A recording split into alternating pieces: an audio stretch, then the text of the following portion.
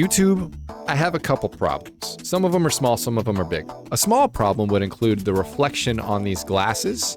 Doesn't look very good. I don't know if I didn't get the non-glare lenses or whatever, but that doesn't matter. My bigger problem is that I have overdone this space. Now, don't get me wrong, this is absolutely my dream gym and my dream office setup, but I think I took it just a little bit too far over the time that it took me to finish out the space. So what I want to do in this video is walk you through every single piece of equipment that I have in my home gym setup over here, talk about how my training philosophy has changed over the years, and then go into some of the things that I'm going to be downsizing over the next couple of weeks to optimize the space behind me, both for the way that it looks and the way that it functions in regards to the equipment that I'll actually use on a day-to-day basis. So I will see you over there.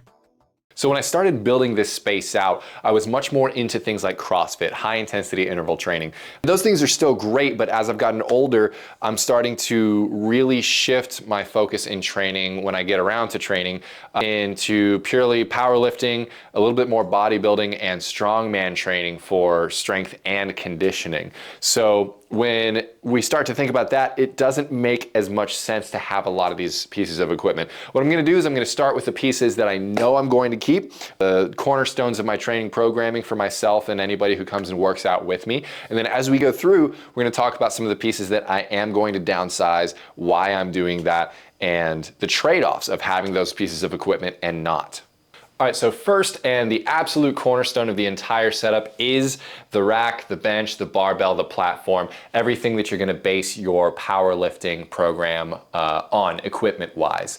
The platform actually is really cool. We made it just with stuff that you can get from any like department store, so your Lowe's, your Home Depot, the plywood pieces, and then we cut up some of the horse stall mats that I already had and glued and screwed and nailed it all together and laminated the top in a way that both protects the floor and also looks really, really great. This is a rack from Valor Fitness. I got this rack back when I owned a gym years ago. I had 4 of them, and this one is the most beat up, so it's the one that I ended up keeping when I sold all the equipment and decided what from the gym I was gonna keep. This one was gonna be the hardest to sell, so I decided to keep it. Same thing with the bench. We've got a Valor Fitness adjustable bench. It has stood the test of time. I used it in my commercial gym space, and even to this day, it still holds up like a rock star. The barbells are also Valor Fitness. They're hanging on either side. I've got a men's bar and a women's bar, which is, I think it's like 33 pounds, but I just call it 35 when I'm working with people. The polyurethane bumper plates on this rack, I absolutely love. They look really slick. They're pretty thin. So yeah, that is the corner piece of the entire gym. I know for a fact I'm keeping these. These will not be downsized. Up next, we've got the Nuobel adjustable dumbbells. These go from 5 to 80, and these are probably my favorite pieces in the entire home gym. Probably the second most irreplaceable. So I'm going to be keeping these. I used to have a giant rack of steel hex dumbbells, also came from the gym that I closed, and I loved those very much. But in this small space, it took up so much room that I actually ended up selling those and then being able to pretty much cover the cost of these by selling that entire set with the rack. These adjust super well. I've had these for about 2 years now, and durability wise, they're still doing great. They still function just fine. They don't feel like there's been a lot of wear and tear on them. Definitely recommend. Definitely a buy. Yeah, these are definitely a buy. Oh God. Next on the list, and pretty close to me in terms of my opinion on versatility of a piece of equipment, are the kettlebells. I've had some of these kettlebells since college, so at this point for like, 12 years or so. And some of them are a little bit newer. Even though I did mention earlier I'm not as focused on HIIT training as I used to be, there's still some days where I want to get my ass kicked, and usually those days involve the kettlebells. So back here, I've got a couple accessory things in the corner. Easy curl bar. If you don't have an easy curl bar, what are you doing? This piece down here, interestingly, was given to me by my legal counsel, when I was making my contract for the gym that I owned, he was like, do you want some gym equipment? I was like, yeah, I'm broke and I don't have shit. And he gave me that really old neutral grip, like curl thing. Feels great to use, but the size of it, like I don't have any other plates that would work with it. So it's kind of stuck at like 40 pounds total. But this plate tree, I love how it looks. I love how it came out hanging on the wall. This is just extra platage that I don't typically use or need very often, but these are gonna stay just in case I ever decide to get strong again and need to load up the bar with more than what I have on the polyurethanes.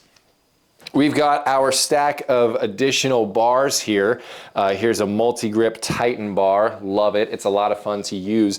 And then these are actually some of my favorite pieces that I own. These are my farmer's carry bars, again, from Valor Fitness.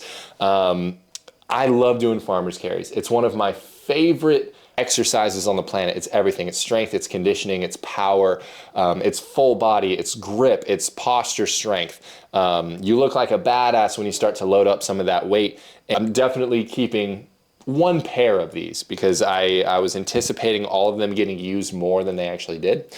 So I will be clearing that out, and that will allow me to move some of these other accessory bars into this bar holder, which, speaking of that, that's from Synergy, I believe was the brand. Kind of a small company, it seemed like.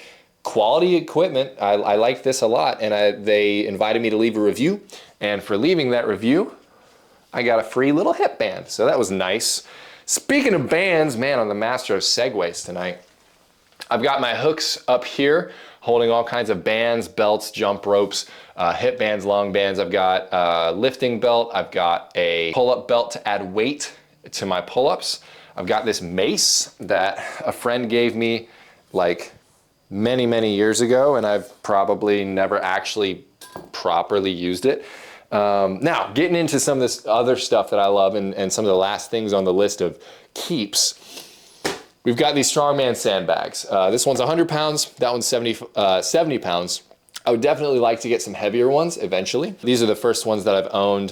Just got them off Amazon. This is Elite Sports. Love using that for some strongman works, for some carries, for some throws, for some over the shoulders. And then I've got a lighter Rogue sandbag back there as well. So now it's gonna get a little bit sad in this video. We're gonna talk about some of the things I'm gonna downsize, why I'm doing it, and how I think it's gonna make the space better.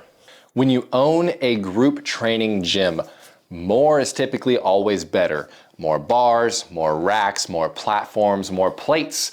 And so these plates I found on Facebook Marketplace, they are called factory seconds, which means that they are imperfect. Functionally, these ones specifically are perfect, but they're either tester plates or plates that just had imperfections coming off the assembly line. And you can find them oftentimes on Marketplace or eBay or even on retailer websites for cheap, for much cheaper than you would find them if they were in perfect shape. Some of these are Sorinex, some of them are Rogue, a couple of different brands, but this is first on the list to go. So I appreciate your service. I hope you find a great home in the future. Why am I getting sentimental about getting rid of inanimate objects? What is wrong with me? This weirdo is the Valor Fitness adjustable grip trap bar. And this little weirdo is me when I was like 4 years old at the beach, thinking I was gonna be swole when I grew up. It's in rough shape right now. When it was new, it had these little pads on the bottom too that made it to where the plate stack was off the ground. So you could just slide it on and off. You didn't have to pick up the whole thing in order to move the plates. It was really nice. Doesn't have that anymore, but what it does have is spinny handles. And each handle is a different grip width. This one's really tiny, this one's really fat, and this is kind of your standard grip width. A super nice piece of equipment. It's just not one that I use in this home gym space. So in the efforts of cleaning up the space and making sure everything looks great, and I'm not holding on to things that I'm just not using, buddy, it's time to move on. Now we're about to move on to probably the hardest pieces for me to say goodbye to, just because they're so pretty and they're so nice and everybody wants them. The first one is the Rogue Echo bike, and I love this thing so much. It works so well. And it's a great piece to have for those HIIT workouts, those CrossFit workouts where you just really want to like hit the floor and puke at the end of it. But again, it was kind of an impulse buy, and I really haven't used it as much as I thought I would or wanted to. One thing that's gonna allow me to do is it's gonna allow me to move my dumbbells over a bit, because as I lift on the platform with the barbell, it's a little bit tight. It's a little bit tight. It's a little bit hard to not hit things with the barbell, especially the dumbbells, which I really want to keep nice and pretty and functional. And then right behind it, almost equally as sad to move away from, is a nice Concept 2 rower. I had 2 of these in the gym that I owned and ended up keeping 1.